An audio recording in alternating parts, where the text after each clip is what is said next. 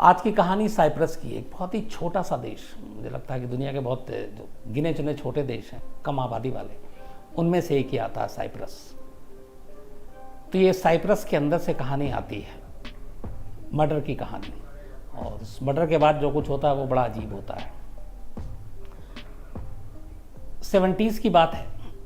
Cyprus के अंदर, एक तो साइप्रस में बड़ा शुरू से ही बहुत सारे लड़ाई झगड़े होते आए, अंग्रेज़ों का भी कब्जा रहा और ग्रीस और टर्की ये दोनों भी लड़ते रहे हमेशा। तो साइप्रस में ग्रीस और टर्की यानी यूनान और टर्की के लोगों की अच्छी खासी आबादी, और उन दोनों में हमेशा झगड़ा हुआ करता था। जो ग्रीस के लोग थे वहाँ पे बसे हुए थे साइप्रस में, और जो टर्की से आकर बसे थे, तो आपस में हमेशा लड़ते झगड़ते रहते थे। और ये झगड़ा 1963 से शुरू हुआ था, और ये झगड़ा इतना बढ़ा कि उसके बाद फिर इसमें यूएन जो अपनी यूनाइटेड नेशन है उसको दखल देना पड़ा, और वहाँ पे यूएन ने पीस फोर्स को डिप्लॉय किया, जिनका काम था कि साइप्रस के अंदर लॉ एंड ऑर्डर बना के रखना, शांति बना के रखना, ग्रीस और टर्की के लोग आपस में न लड़ें, ये देखना। ये कहा गया था उस वक्त कि यूएन ने कुछ वक्त के लिए वहाँ पे ये सेना को भेजिए, लेकिन फिर परमानेंट चूँकि झगड़ा इतना होता था कि वो वहीं पर रह गए। इसी बीच में 1974 में टर्की ने जो है वो ग्रीस पे, साइप्रस पे हमला कर दिया, और इस हमले की वजह से साइप्रस के दो टुकड़े हो गए। जो साउथ का हिस्सा था साइप्रस का, वो जो ग्रीक के सिटीजन थे, यूनान के, उनकी भाषा बोलने वाले, वो उनके हिस्से में चला गया, और जो नॉर्थ का था वो टर्की ज़ुबान बोलने वाले लोगों के हिस्से में चला गया। तो इसी जो दोनों देशों के बीच में लड़ाई चल रही थी अंदर में, टर्की और ग्रीस के लोग जो साइप्रस में रह रहे थे, उन्हीं में से ये कहानी शुरू होती है। इस दौरान में ग्रीस और टर्की के जो लोग साइप्रस में थे आपस में लड़ते झगड़ते थे, और बहुत सारे लोग गायब हो गए, और ये शक था कि उनको मार दिया गया आपसी दुश्मनी में, रंजिश में। 64 से लेकर 74 के बीच में, मतलब कहते हैं कि सैकड़ों लोग गायब हुए, और उन्हीं गायब लोगों में से एक शख्स की ये कहानी है। 1974 की बात है। एक अहमद हरग्यूनर नाम का एक नौजवान था, और ये जो था वहीं साइप्रस में रह रहा था, और ये शख्स जो था, ये ग्रीक और टर्की के बीच में जो लड़ाई हो रही थी, एक तरह से उनका हिस्सा भी था, और ये टर्की के लोगों की तरफ से एक आंदोलन में शामिल भी रहता था। लेकिन अहमद अचानक 1974 में गायब हो गया। ऐसे बहुत सारे लोग थे जो गायब हुए, उनमें से एक अहमद था, गायब हो गया। उसको बहुत ढूंढा गया, बाद में लिस्ट निकाली गवर्नमेंट ने टर्की की। तो जो टर्की की गवर्नमेंट ने लिस्ट निकाली थी उसमें टोटल 1222, तो 1222 लोग मिसिंग थे। तो टर्की की गवर्नमेंट ने एक फैसला किया, और साइप्रस ने भी वहाँ पे उस वक्त चुके हो, कैसे लोगों को ढूंढा जाए और इनका क्या हुआ, इनका अंजाम ये पता लगाया जाए। खोजबीन शुरू हुई, सालों बीत गए, कुछ पता नहीं चला। इसी दौरान पता चला कि साइप्रस के अंदर एक पेड़ दिखाई देता है, और वो पेड़ अंजीर का था। अब जब ये पेड़ बड़ा हुआ, और वो चूंकि बहुत ही बेयाबान और अजीब सा इलाका था, लोग जाते नहीं थे, तो एक रिसर्च करने वाली टीम थी जो अलग अलग रिसर्च कर रही थी, ये वहाँ पहुँचती है। और जब ये वहाँ पहुँचती है तो देखती है कि साइप्रस में एक जगह पे एक बहुत बड़ा अंजीर का पेड़ है। तो पहले तो अंजीर का पेड़ देखकर वो लोग बड़े शौक में रह जाते हैं, क्योंकि उस इलाके में अंजीर का पाया जाना वो अपने आप में बड़ी चौंकाने वाली चीज़ थी। अंजीर का पेड़ वहाँ कभी होता नहीं था, और वो उस इलाके के लिए एक नई चीज़ थी। 2011 की बात है ये, जब ये रिसर्चर वहाँ पे पहुँचा, और 2011 में इसने उस अंजीर के पेड़ को देखा। इसके बाद रिसर्च शुरू हुआ। 74 में अहमद गायब हुआ था, तो 74 में गायब हुआ, 26 और इधर आपको 10 साल, 36 करीब 37 ईयर बीत गए, उसका कोई सुराग नहीं मिला। इसी दौरान मैं अपनी रिसर्च करने वाली टीम अलग अलग भटक रही थी। साइप्रस के एक इलाके में पहुंची, एक अंजीर का पेड़ दिखा। उस पेड़ को देख के उन लोगों की आंखें जो है खुली रह गई कि ये क्या, इस इलाके में ये पेड़ कैसे। अब उस पेड़ पर रिसर्च करने का फैसला किया गया। जब उस पेड़ के बारे में पूरी छानबीन की गई, पूरी रिसर्च की टीम, तो उसने देखा कि इस पेड़ की जो जड़ है वो वहीं पे नीचे एक गुफा है और उस गुफा के जरिए ये बाहर आई है। अब ये दूसरी हैरानी की बात थी कि एक गुफा के अंदर से अंजीर का पेड़ पहाड़ी इलाके में ये कैसे मुमकिन है, ये कैसे पनपा, इतना बड़ा हुआ, और उस इलाके में अंजीर के पेड़ पाए नहीं जाते। तो अब उस गुफा के अंदर से जब इस जड़ की चीज़ें सामने आई तो फिर रिसर्च करने वाली पूरी टीम ने फैसला किया कि वो इस जगह के आसपास की पूरी खुदाई करेंगे और जानेंगे कि इसका सच क्या है। जब उन्होंने उस गुफा तक पहुंचे और उस पेड़ के जड़ के आसपास के हिस्सों की खुदाई करनी शुरू की, तो उस खुदाई के दौरान उस पेड़ के नीचे से उन्हें एक लाश मिलती है। अब उस लाश को जब मिलती है तो वो लोग निकालते हैं। उसके आसपास में 2 और लाशें मिलती हैं। लाशों को जांच के लिए भेज दिया जाता है। इस दौरान में जो 1222 लोग गायब हुए थे 64 से 74 के बीच में, इनकी लिस्ट गवर्नमेंट ने दी हुई थी और उन सब की फैमिली के जो लोग गायब थे उन फैमिली के सारे सैंपल लेकर रखे गए थे डीएनए के लिए, और वो सारा वहाँ डेटा बैंक में था।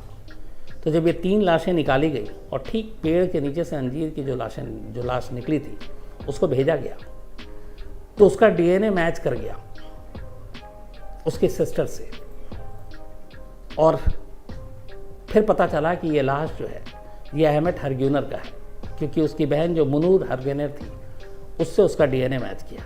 तो खबर दी गई डीएनए मैच होने के बाद, तो सिस्टर सामने आई, उसने कहा कि हाँ 74 से उसका भाई गायब हो गया था और उसके साथ 2 साथी भी थे। तो पहली चीज़ कि करीब 37 साल के बाद लाश मिलती है, लाश एक पेड़ के नीचे से मिलती है। अब उस लाश की जब जांच की जाती है तो पता चला था कि मौत से पहले एल्मेट ने अंजीर खाया था और शायद उसका बीज जो है उसके पेट में रह गया। अब इसके बाद और तफ्तीश हुई कि फिर इसकी मौत कैसे हुई, उसकी वजह क्या थी।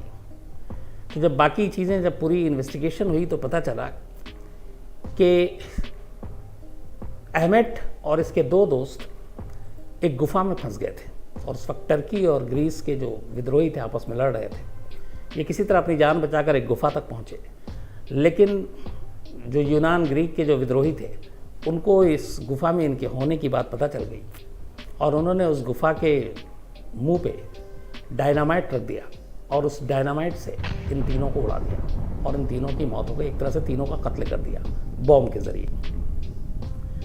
लेकिन जब बम फटा तो उस जो गुफा थी जो उसमें एक छेद हो गया उस बम की वजह से, और उस छेद की वजह से सूरज की रोशनी उस गुफा के अंदर आने लगी। इन तीनों को मारने के बाद वो लोग चले गए, लाश वहीं पड़ी रही और उस लाश जो बाकी सब मेडिकल और डॉक्टरों ने सारी जांच की तो उस लाश में से एक अहमद के पेट में उस वक्त अंजीर का बीज था जो उसने मरने से पहले खाया था। सूरज ने रोशनी दी, गुफा के अंदर रोशनी आई और धीरे धीरे पेट में उस अंजीर के बीज ने पकना और फूटना शुरू किया और उसके बाद उसी से उस पेड़ की बुनियाद पड़ी, जड़ बनी और धीरे धीरे फिर वो उस गुफा के बाहर से उसकी शाखें और बाकी चीज़ें निकलनी शुरू हुई, जड़ गुफा के अंदर रही। तो जब ये सारी चीज़ें हुई तो फिर वो बहन सामने आई अहमद की, और उस बहन ने बताया कि 10 जून 1974 को उसका भाई घर से निकला था अपने 2 दोस्तों के साथ, और वो उस टर्किश रिवोल्यूशनरी उसका हिस्सा था जो लोग लड़ाई लड़ रहे थे साइप्रस में आज़ादी के लिए। तो वो 10 जून को गया और उसके बाद कभी लौट कर नहीं आया। इस दौरान में बहन ने काफ़ी कोशिश की और हर जगह उसे ढूंढने की कोशिश की कि जो बाकी लोग थे उनसे भी पता करने की कोशिश की, लेकिन 35, 36, 37 साल गुजर गए, कोई भी उसका सुराग नहीं मिला। साइप्रस ने तब 1981 में जब सब कुछ कूल हो गया, शांत हो गया मामला, तब करीब 2000 लोग ऐसे थे जिनको खोजने के लिए एक कमेटी बनाई, और उन सारे लोगों की लिस्ट थी जो मिसिंग थे। और इनका काम था 1963 से 1974 के बीच में जो लोग गायब हुए हैं उनका पता कराया जाए। उनकी पूरी नाम के साथ लिस्ट बनी और उन लोगों का ढूंढने का काम शुरू हुआ। साइप्रस के इतिहास में ये सबसे बड़ा सर्च ऑपरेशन था इन लोगों को ढूंढने का। करीब 2000 लोगों की लिस्ट थी। 1222 जगह पर, 1222 जगह पर खुदाई की गई इस कमेटी ने, जिनको काम दिया गया था ढूंढने के लिए, जहाँ जहाँ उन्हें शक हुआ कि यहाँ मार के दफनाया जा सकता है। और इस पूरे खुदाई अभियान के दौरान जो 2000 लोगों की लिस्ट थी उसमें से करीब 26% लोगों के अवशेष मिले, उनके कंकाल और बाकी चीज़ें मिली। फिर भी वो कोशिश करते रहे। आखिरी जो उनको तमाम कोशिश के बावजूद 35-37 साल के बाद 890 लापता लोगों की कंकाल मिले अलग अलग जगहों से। 1222 लोगों के आज तक नहीं मिले। लास्ट में ये कोशिश जारी थी, जहाँ जहाँ से उनको अगर कोई सबूत मिलता था। हालांकि फिर बाद में साइप्रस गवर्नमेंट ने इस खोजी अभियान को बंद भी कर दिया, लेकिन अगर कहीं से कोई खबर मिलती थी तो फिर वो अपनी तरफ से उसकी तलाश के लिए भेज देते थे। तो लगभग 1200 से ज़्यादा जगह पर खुदाई की गई, 890 लोगों के कंकाल और वो सारी चीज़ें बरामद हुई। लेकिन इस एक अहमद की जो कहानी सामने लाई, वो किसी जो खोजने के लिए कमेटी बनी थी उसके किसी मेंबर ने नहीं लाई, बल्कि जो रिसर्च करने वाली एक टीम थी, वहाँ के स्टूडेंट थे, उनकी नज़र एक अंजीर के पेड़ पर पड़ी। और अंजीर का पेड़ साइप्रस के उस इलाके में, एक पहाड़ी इलाके में देखकर उनकी थोड़ी सी हैरत हुई कि इस इलाके में अंजीर का पेड़ तो कभी होता नहीं है, तो ये यहाँ कैसे है। और फिर उस पेड़ के जड़ तक वो गए, और उस जड़ में जाने के बाद पता चला कि यहाँ एक लाश है। और उसके बाद ये चीज़ पूरे उसमें साइप्रस में फैल गई कि एक इंसान के लाश से एक पेड़ ने जन्म लिया, और यह हकीकत है। इसके ऊपर जितनी भी सारी वहाँ पर रिसर्च हुई, बाद में उन लोगों ने अपनी रिपोर्ट दी, कमेटी को रिपोर्ट दी, साइप्रस गवर्नमेंट को दी। तो उनका यही कहना था कि चूँकि अहमद को डायनामाइट के थ्रू उस गुफा में मार दिया गया था, उस डायनामाइट से एक गुफा में होल होता है, उससे सूरज की रोशनी आती है। उसने मरने से पहले अंजीर खाया था, उसका बीज उसके पेट में था, और उस बीज ने आगे चलकर धूप की रोशनी और बाकी चीज़ों को लेते हुए एक पेड़ की शक्ल अख्तियार कर ली, और इस तरीके से एक लाश पेड़ में तब्दील हो गया। आज भी उस जगह पर जहाँ पे ये लाश है और जहाँ पे ये पेड़ है, उसको वहाँ की सरकार ने, साइप्रस सरकार ने एक समाधि के तौर पर बना दिया ताकि लोग आए और लोग देखें। और उस पेड़ को देखने के लिए बड़ी तादाद में वहाँ पे टूरिस्ट आते हैं, घूमते हैं, देखते हैं। क्यों? क्योंकि उसको इस तरीके से पेश ही किया गया है कि ये पेड़ एक इंसानी लाश से जन्म लिया है। मुझे लगा कि ये थोड़ी सी अजीब कहानी थी, डिफरेंट कहानी थी। मेरे लिए भी यकीन करना मुश्किल था, लेकिन जब सारी चीज़ें देखी तो बड़ी हैरत हुई। तो मैंने कहा आप तक भी ये हैरानगी पहुंचा दूं। और आज काम भी बहुत है, तो मैंने कहा थोड़ा शॉर्ट भी हो जाएगा, काम भी बन जाएगा, आपकी कहानी का वो एपिसोड भी पूरा हो जाएगा। तो ये थी पूरी कहानी। एक आदमी जिसका कत्ल होता है, उसकी लाश से एक पेड़ कैसे जन्म लेता है, और वो पेड़ आज भी है साइप्रस में। अगर कभी आप लोग जाएं तो वहाँ हर एक को पता है कि ये पेड़ कहाँ पे है, और अब तो वहाँ पे उसकी समाधि भी बना दी गई है, तो आसानी से देख सकते हैं। और ये वाकई एक अजूबा होगा दुनिया में कि आदमी जाकर देखे कि एक पेड़ जो कि एक लाश से जो जन्मा है, तो ये अजीब सी चीज़ है।